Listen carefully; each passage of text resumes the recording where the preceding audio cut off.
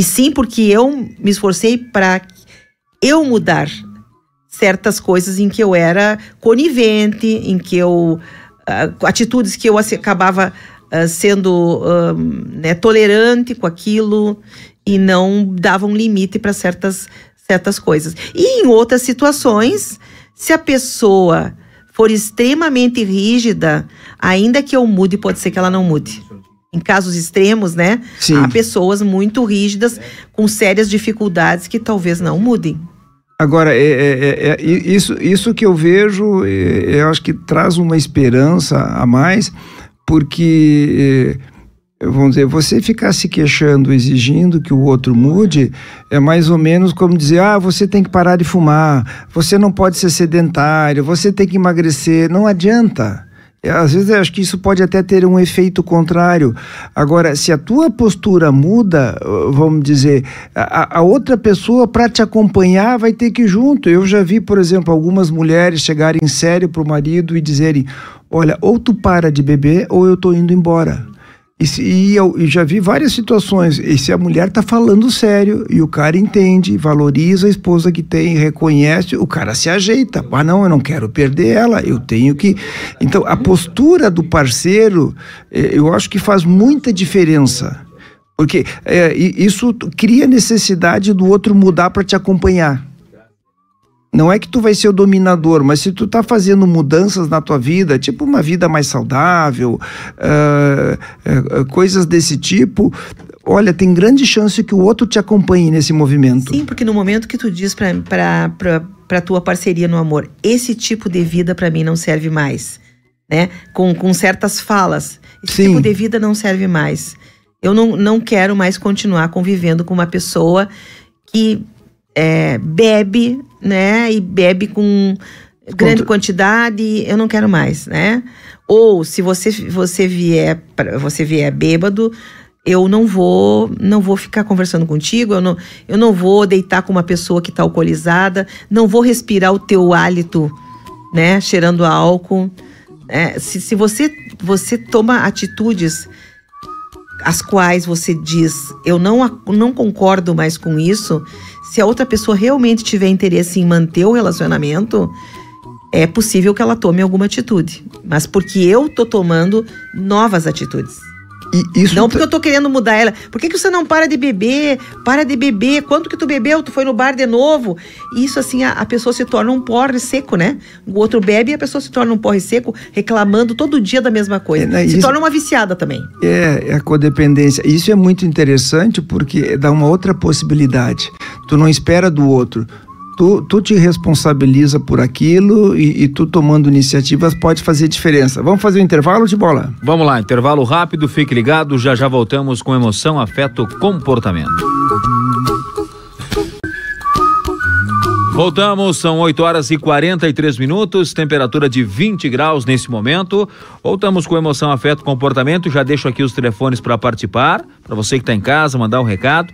2104-1616, 2104-1615, 3045-4022 ou 3045-5022.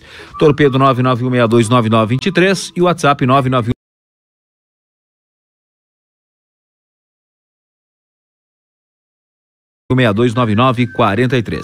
O seu Kiko Nepomuceno lá de Sananduva, ouvinte aqui da Urapuru, toda noite participa, enfim, um abraço pro senhor, muito obrigado pela companhia. Ele quer um pouquinho saber das explicações ou a explicação para aquela criança pré-adolescente que às vezes fica apaixonado pela professora. Ele estava contando aqui que com 7 anos ele era apaixonado pela professora, que já era casada, já era uma mulher de uma certa idade, mas ele era apaixonado pelaquela professora. Para quem está chegando agora, né, Bola, o Emoção, Afeto e Comportamento de hoje, estamos falando sobre namoro, função, importância, desafios. Está conosco a psicóloga, a professora Andiara do Amarante, que é terapeuta individual, casal de família, fundadora e coordena o ELO, que é um instituto de terapia familiar e de casal. Além disso, profissional com 40 anos de experiência, casada, mãe e avó. E o que dá para dizer pro Kiko, assim, da paixão por professor? Eu acho que talvez raros não foram apaixonados por professor, por vizinha, por mãe de amigo, de achar a pessoa encantadora, sedutora.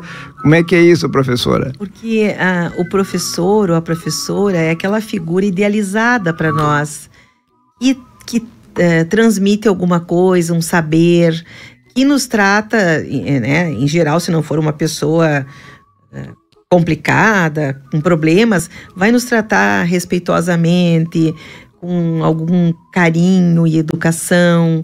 E é uma figura de autoridade. A professora ou o professor acaba sendo um substituto para o pai, para a mãe, representando as nossas figuras né, parentais, de pai e mãe. Então, é como se fosse uma substituição daquele amor por pai e mãe pela professora, como se fosse uma transição e, ao mesmo tempo, né, é uma substituição, né? E até porque, vamos dizer, parece que fica mais autorizado na nossa cabeça ser encantado pela professora, pela vizinha, do que pela mãe, do que pela irmã, do que pela tia. Isso. Então, gera menos culpa, ou gera menos susto. Se apaixonar por alguém de fora da família, fantasiar... por alguém que não seja da nossa família. Isso, então, vamos dizer, mais permitido, talvez. Mais permitido ter fantasias com a professora do que com a mãe, né? Temos um outro ouvinte que nos pergunta sobre ciúmes. Ele se identificou, Tibola? É uma mulher, né? A Rafaela, dizendo assim: o ciúme é justamente o pior do que pode acontecer dentro de um relacionamento? Depende em que medida esse ciúme aparece no relacionamento. Ela está falando de um ciúme patológico, certamente. Vamos pensar aqui as duas coisas. Um ciúme patológico, um ciúme exagerado, da mesma forma que a ausência de ciúme num relacionamento, são demonstrações de que há problemas nesse relacionamento. Vamos pensar que a ausência de ciúmes pode representar um total desinteresse e cuidado com aquela relação. Eu deixo a pessoa solta, não tô nem aí, né? É preocupante. Assim como o exagero, um ciúme exagerado, né, que a gente chama de ciúme patológico, também é preocupante e é muito desgastante para uma relação. Agora, quando a gente atende um casal que sofre do ciúme exagerado, do ciúme patológico, o que a gente percebe, geralmente, é que aquele que sofre com o ciúme daquele que tem o ciúme patológico, ele geralmente se explica e se justifica. Tenta provar que não dá motivo para aquilo. Tenta provar que ele não é culpado, que aquela acusação do outro não olhei pro não fulano faz o menor sentido. Por exemplo, eu vi que tu estava olhando. Não, eu não estava olhando eu estava olhando pro lado. Casualmente, quando eu olhei pro lado, o fulano olhou na minha direção e fica se explicando, acreditando que a sua explicação vai curar o ciúme do ciumento.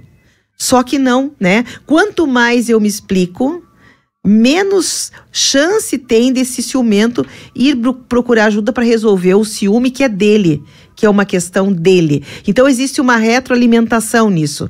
O que sofre com o ciúme deveria simplesmente dizer: olha, eu não vou mais me explicar para ti. Eu sei do meu comportamento e essas questões que tu traz são questões tuas. Tu tens que resolver, tu tens que dar um jeito nisso, porque isso é teu, te pertence. Isso, e em geral não é o que acontece. O ciumento não reconhece que é um problema dele, ou quem é alcoólico, etc e tal. Pode acabar terceirizando para o outro. Mas da mesma forma que eu fico cobrando, mas quando tu bebeu de novo, mas por que tu bebeu? E fico tentando controlar a quantidade que o outro ingere de álcool. E da mesma forma com o ciúme, se eu fico tentando provar que eu não sou culpada, eu tô reforçando isso. Vamos pensar, o que pode ter por detrás do ciumento, assim? Eu penso, quem é muito ciumento no sentido de desconfiado que o parceiro, que a parceira esteja aprontando, ou a pessoa é muito insegura, ou a pessoa tem medo que o parceiro faça o que ele faz. Existem essas duas questões, e existe uma outra coisa, Érico, que eu ouvi num congresso, num encontro de terapia de casal e família, que eu achei muito interessante e achei que faz muito sentido. essa pessoa que tem um ciúme exagerado, ela pode ter vivido num lar onde existia uma total ausência de aprendizagem ética. Ah, bom, era um vale tudo. É um vale tudo. Então, o que isso significa? São lares onde não existe a possibilidade das pessoas se sentirem seguras e confiantes. A qualquer momento, alguém pode aprontar alguma coisa.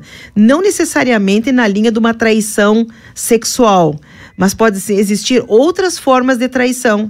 Por exemplo, o pai coloca parte dos negócios no nome de alguém da família de origem dele. Existem mentiras, existem segredos, existem coisas obscuras, ou existe até mesmo infidelidade de uma parte ou de ambas as partes, e essas mentiras são veladas. Então a criança pode ter se desenvolvido num lar onde existia ausência de aprendizagem ética.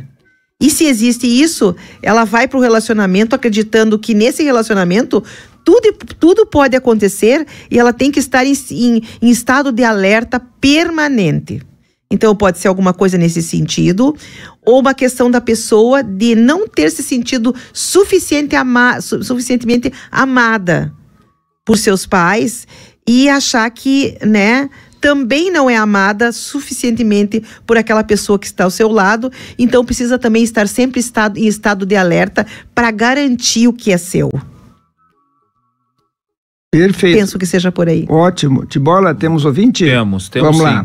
Aqui deixa eu ver o nome dela aqui, é a Salete, né, dizendo o seguinte: olha, depois que inventaram o tal do celular e essas mensagens, esse acesso, isso aí é o maior mal do casamento. E tem uma outra que vai na mesma linha, né, que fala justamente sobre a questão do acesso, né, para a pessoa ciumenta. Como eu posso não ser ciumenta se o meu esposo não permite com que eu tenha acesso à conta, deve ser bancária aqui pelo jeito, acesso à conta, acesso ao celular dele, sendo que ele tem acesso em tudo que é meu?